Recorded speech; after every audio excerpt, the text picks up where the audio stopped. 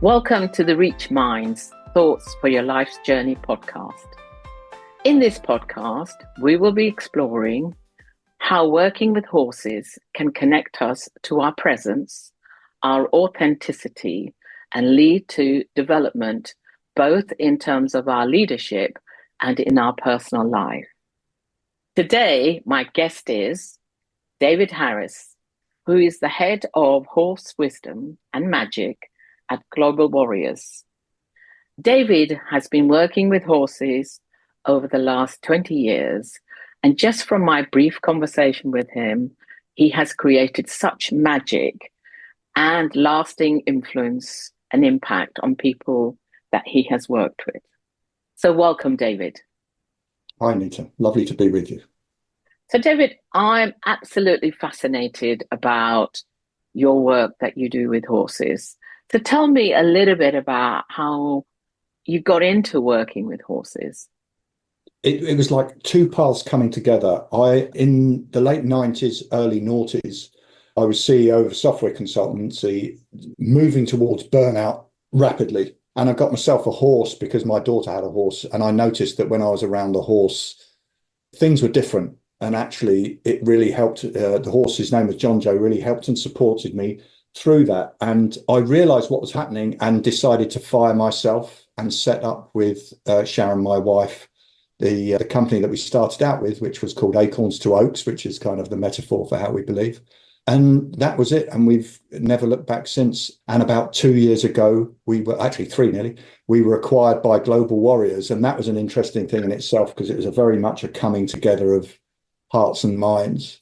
And that's how we ended up here, and that's how I ended up talking to you. So, Wow. Yeah. And why horses, though? I mean, tell me about horses and what do they bring to us humans? Well, what I've experienced is that horses help us get really present. And one of the things that was so interesting for me is that those 20 odd years ago when I had John Joe, I realized that was when I was with him, I didn't need to pretend, and I didn't need to. He just wanted me for who I was. I mean, it took us a while to get there, frankly, and there are a few bruises and things on the path there, but that's the place we got to. And I was learning coaching at the time as part of my journey. So when we put those two together, something magical happened. And to put logic to it so that people can understand what we're doing, horses have been on the planet 60 million years. Human beings have been on the planet 100,000 years. It's like the blink of an eye. Horses are prey animals, so they are experts at navigating uncertainty, and the unknown, which of course is so prevalent now. They're experts at being a team, and they're experts in leadership. 60 million years of being on the planet is what I would call a sustainable model. So all we do is tap into what is it that they're doing that helps them be so effective. And we've noticed that there's two main things which we focus on in the work we do. The first is that they are sublime managers of energy. And of course, for them, it's a matter of life and death. For us, it's just a nice thing to have. But for horses, it's a matter of life and death. The other thing is they have a very simple and energy-based model of leadership, which we share with people, which really seems to strike a chord, and people can take it away with them and utilize it. So it's kind of simple. But I come from an NLP background, Nita, and one of the things we always do is, if you want to know how to do something, find a master and model them. And of course, horses are masters of leadership. So that's what we're doing. We're just modeling what they do. No, something I touched on earlier on in my opening, which was about connecting to the authenticity of ourselves. And so tell me, how working with horses, do you get people to do that? Well, and in our conversations, we've talked about presence, Nita, and I think presence is the key. Presence aligns for me with authenticity, congruence, and most of the things that we're looking for in the development process. I think there's a number of ways horses get us to do that. And the first one is, frankly, they haven't got a neocortex. They're not a logical thinking animal. They're a very instinctive animal. And what they do is they connect into how our energy is aligned. And if it's aligned, they want to be with us. Aligned equals congruent, present. I'm just going to say present for now, so I don't have to say that every time. And when we're not, there is a resistance to it. And I think the interesting thing is people often say about this work that the horse is like a mirror to us. That's the mirror. They're mirroring our energy. So if we're not aligned, I sort of put words to it. Why would I want to trust someone who fundamentally doesn't trust themselves? Why would I trust them? So actually for us, it's all about energy and us understanding our own energy, understanding the impact that how our energy has on ourselves and on others around. And the reason I say others is in our context, it's horses, but of course at home, it might be the family. At work, it could be your team or business colleagues. And I think one of the interesting things about this energy piece is we all know it, but we rarely talk about it. We all have experiences where we've met someone and everything kind of seems perfect. And there's a little tiny niggle within you going, something's not right here. That's us picking up on the energy. And what will happen in our interactions with horses is the horse will just highlight that in what, in our experience, is a very palatable way. And I can kind of give you an example of that. We had this lovely lady came who was from Brazil, and she was very effervescent, was the energy I would call it. Whenever I talk about her, I start moving like I'm doing a samba. And she said to me, Dave, can I talk to the horse? And I said, of course you can. And they set off, and it kind of looked ugly, like a battle. She was pulling, the horse was pulling back. Something clearly was misaligned. And she stopped, and I said, what's happening? And she looked at me and she said, bloody English. And quickly, once I'd got my ego out the way, I realized she meant the language and not me, because I was bloody English. And I said, so what's happening? She said, well, whenever I speak English, I get a bit frustrated because I don't believe I'm good enough at it, and it just frustrates me. I said, okay, so why are you speaking English? And she said, I didn't think the horse would understand Portuguese. And I'm not sure a horse understands English or Portuguese, but it certainly understands energy. I said, just as an experiment, speak to the horse in Portuguese. And it was like a complete contrast to what had been happening before. They flowed together in a very fluid way. And she told me later, what she was saying was exactly the same. All that had changed is the language, and it was not so much the language as the impact the language had on her. So that's just a little example about what it is that people experience and those kind of things. Just through that example, it's making me think that I wonder if she connected with herself in that context rather than her cognitive brain and saying, this is what I must do. And she was able to do it. And I know, just building on that, you spoke something around the amygdala hijack. So tell me a little bit about that, because that really fascinated me. Well, something that we believe. So first of all, what we believe is the work is to get absolutely to your authentic present self. That's what we believe the work. So I need to chuck that out there.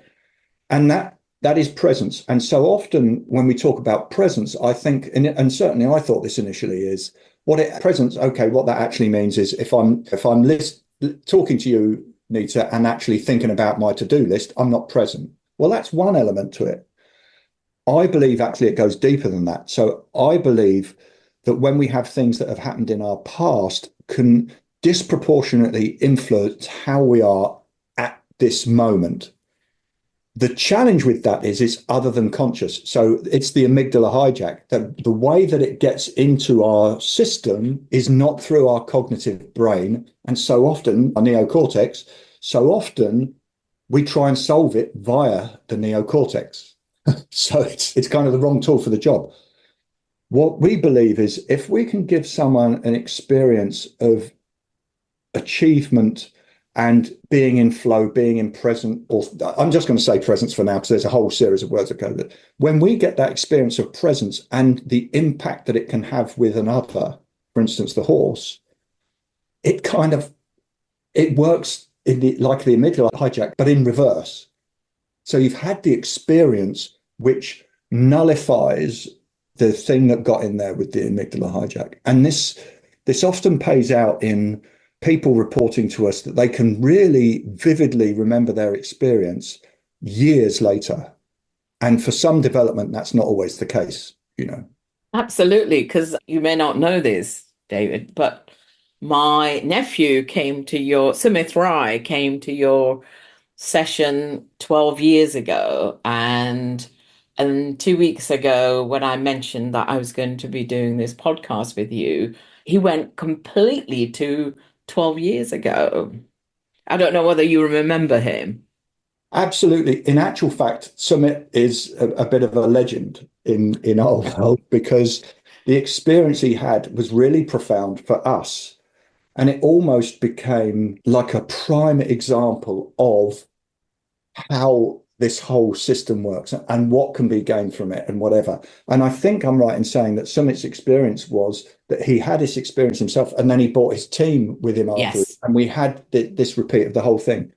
Yeah, it was an exemplar of exactly what can happen and also what's happening when the amygdala hijack has happened and there are things getting in our way. And actually, within literally minutes, we can negate that, the impact of that, get present and actually deal with what's happening in the moment. And yeah, it was an absolute joy. In actual fact, we asked Summit if we could use this because it was such a fantastic example. So when we're training people to do the work, often we'll show you some little clips of Summit's experience because it was so amazing and so profound. Yeah, absolutely. Yeah. What happens, David, when somebody who comes along, think they can work with horses and nothing happens? Do you have those occasions where it just doesn't do it? Or do people always walk away with something?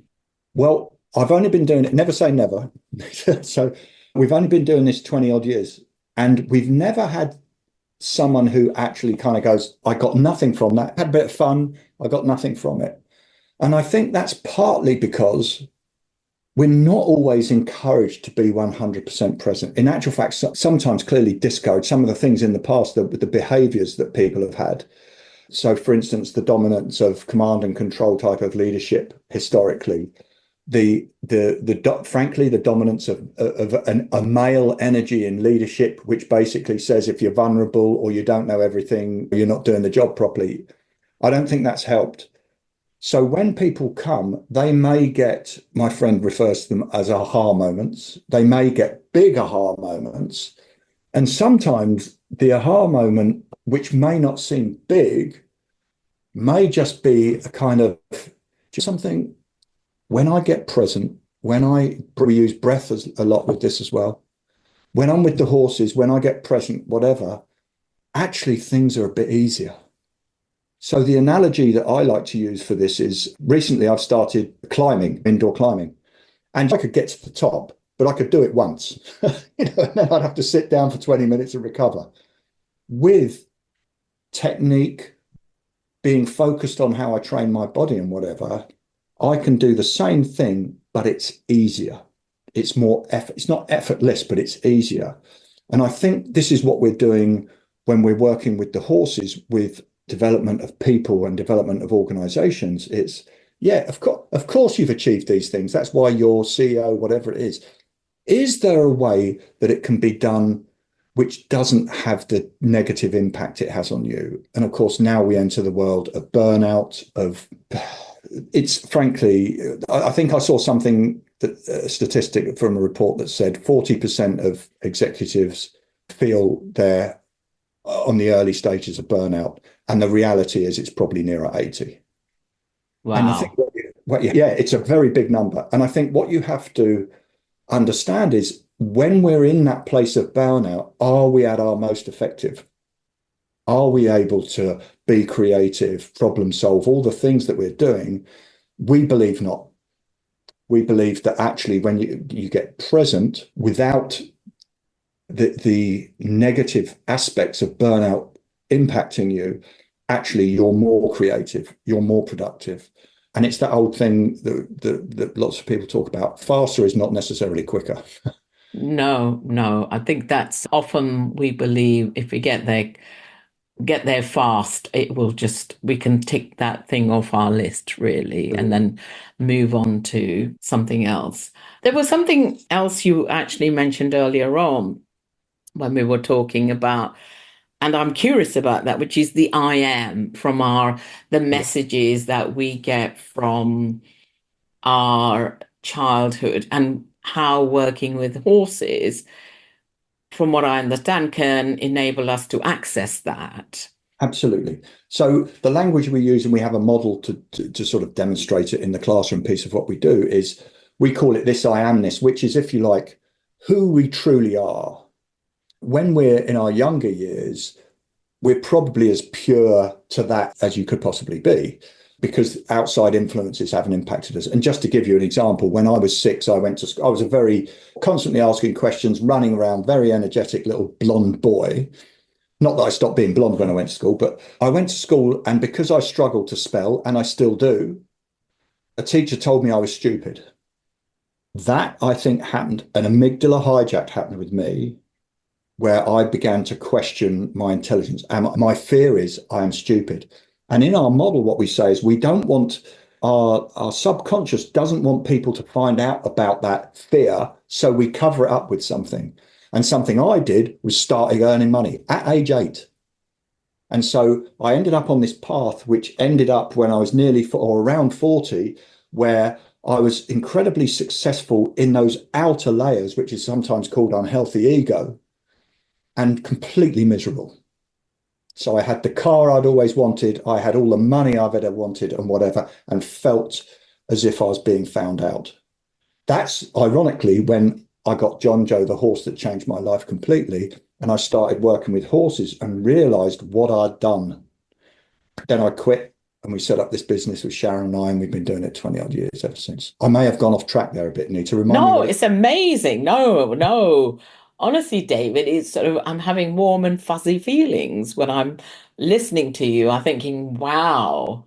And what I also want to ask you is, apart from you sharing that poem we kind of touched on earlier on, is what tips and insights could you give to someone listening to this podcast?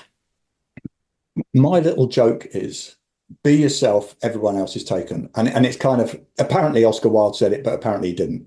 But at the heart of it, Nita, is something really interesting. And it totally links into Marianne Williams. So Marianne Williams said, our greatest fear is not our darkness, it's our light which most frightens us. We believe, and this applies to everything we do at Global Warriors, including the horse work, we believe that when we can get connected to that I am, which is present, congruent, aligned, whatever, then we remove an enormous amount of resistance from our lives, because by definition, our I am and our unhealthy ego are in conflict with each other. They have to be, because otherwise it'd be the same thing. When we can get to that place, then what we find is we can kind of nail our colors to the mast on things. So I'm way better with boundaries and stuff when I'm in my I am than when I'm trying to please people from my unhealthy ego. I am way more creative because I'm not scared of making a mistake. What is a mistake? Anyway, if we're being creative, there is no mistakes. There's just data. When I need to stand fast on something I truly believe in, I am totally committed to it. And it's just occurred to me, having done this for 20 odd years, Nita, perhaps that's what happens. When we're present and in our I am, we can be 100% committed to what it is we believe in. And the irony in this is I'm also totally happy to be proven wrong. Yeah. You know, it's not like one of the things that happens in ego, unhealthy ego, is I have to be right. Because if I'm not right, what does that say about me? So if we can find ways to get into we'll call it our I am, our presence, then it's magical. If you can't find yourself a horse, that's what I feel. That's one of the best ways of doing it. Breath can be an exceptionally good way of getting present. We know now that an awful lot of organizations are engaging in breath work to help productivity. The things that bring you true joy I believe, are seated in your I am. Now, let me explain what I mean by true joy. A guy called Mo Gaudat, who is the happiness guru, when he bought his seventh Ferrari of varying colors and he didn't feel any different, he realized that he thought it was bringing him joy, but it wasn't. When he connected to the concept of bringing happiness to the world, then he felt joy, true joy. So it's not the joy that you experience with a purchase or whatever. It's probably the joy. Something's just popped into my head, so I'll say it, of me reaching down and holding my granddaughter's little tiny soft hand. It's the joy that you get when you see someone's having a bad day and you take a minute to say, how you doing?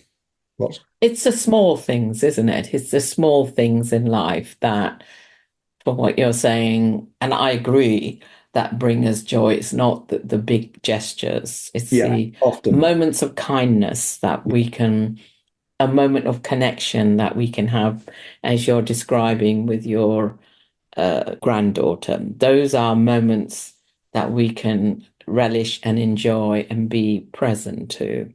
And in answer to your question, what are the things we can do? We can also notice our language, Nita, because there is a language which goes with the ego. So sometimes we call it imposter syndrome. We've changed that to imposter thinking because in our view, it's difficult to change a syndrome. It's easy to change it, or easier to change thinking. So that imposter thinking you're not good enough at things.